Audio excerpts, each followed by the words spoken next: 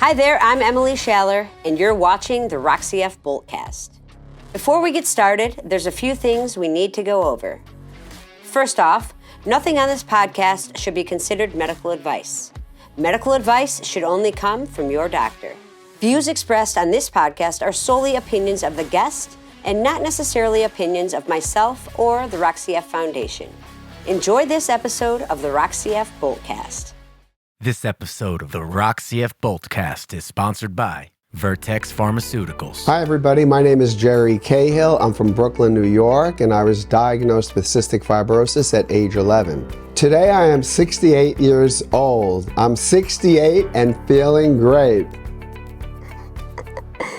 Interview's over. It's perfect. All right, I've known you a long time. I can't even, did we meet in like 2005 probably? I was like, who's this old guy with CF? Running, biking, doing all this stuff, and I'm like, I gotta meet this guy. So I think we started chatting on MySpace, and then you had me out to New York to the old BEF office for a podcast. A podcast, so we have a long history, so I'm happy that you're here today with us. Yeah, we go back a while, yeah. Let's talk about, I know you have siblings who do not have CF.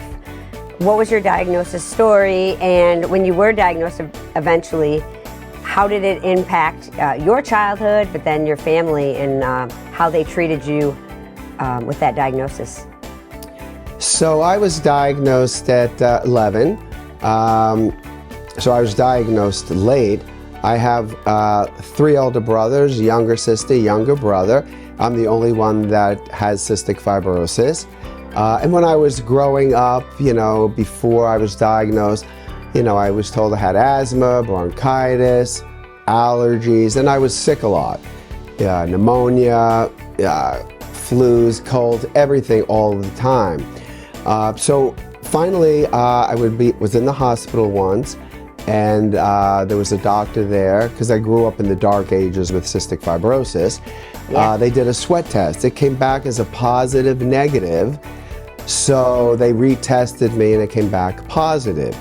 So that's when I started being treated for cystic fibrosis. Back then, when I was diagnosed, my parents were like, what do we do?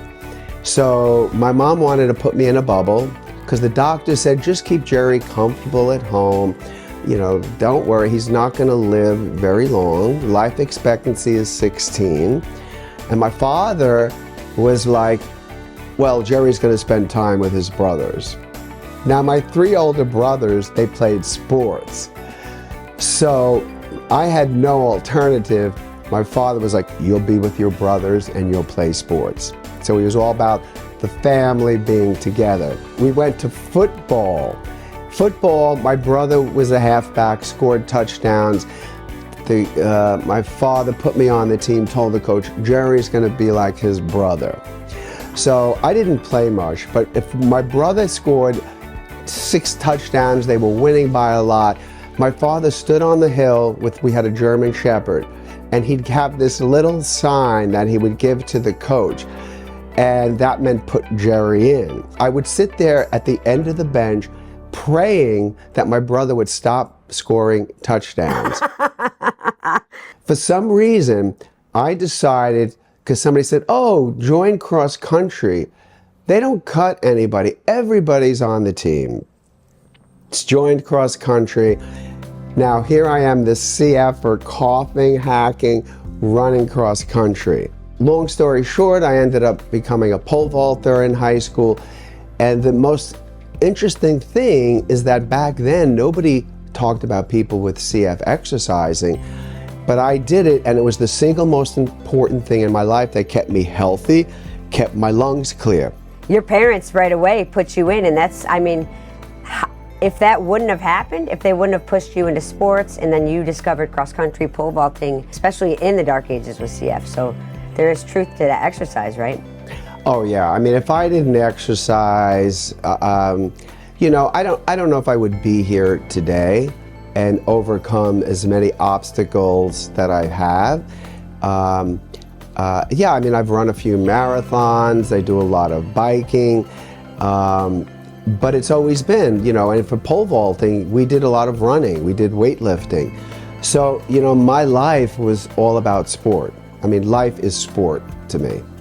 For you, you were an adult working a full-time job, traveling for work. I know you were very busy in your 20s, 30s, 40s with travel and work, but talk us through that. Was it hard to manage CF with your full-time career, and on top of that, getting sick and hitting that decline, which I want to go over because that was pretty wild to watch, and I would just like to know, like, how was it working so hard and adding these new treatments into your life?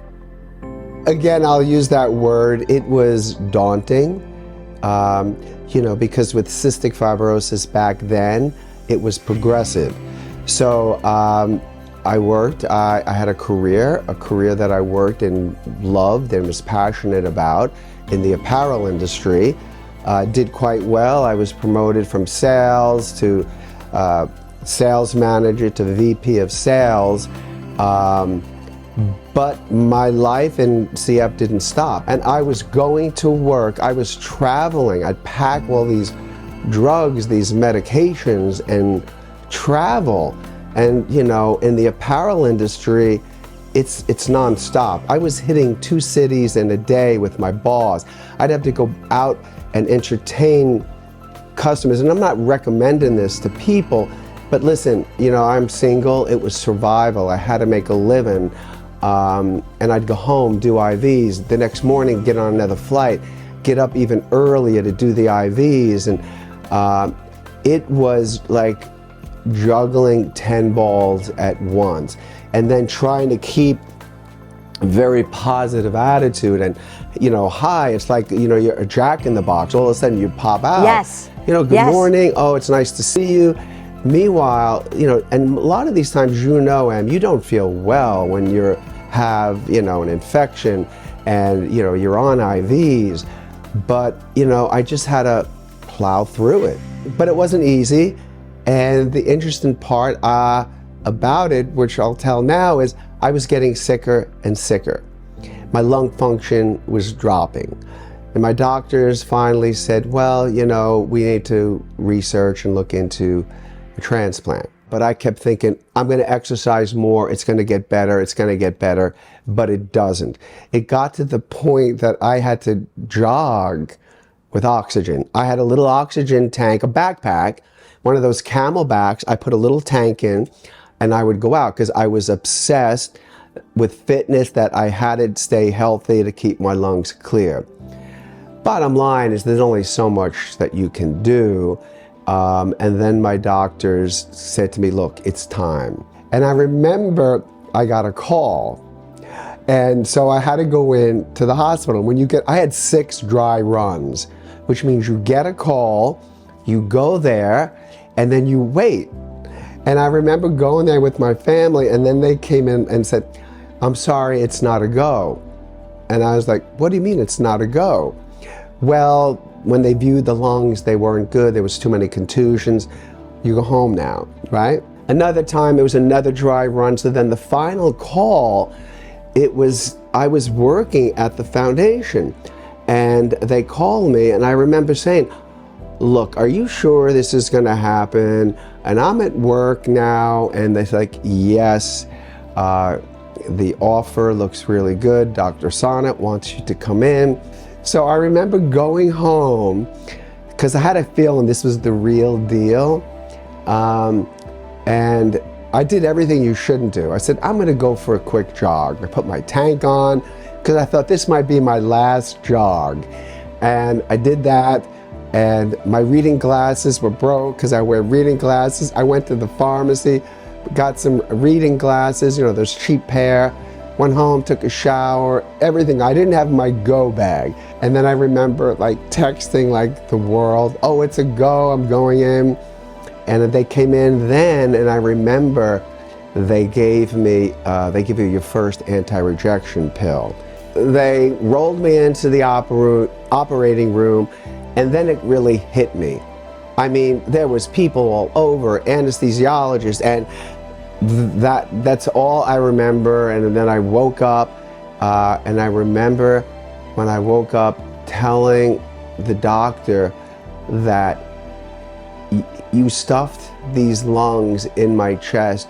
They're too big. And he's like, what do you mean? I said, I feel like they're gonna burst out of my chest. But I could breathe. And yeah, so then that was the start of a new life.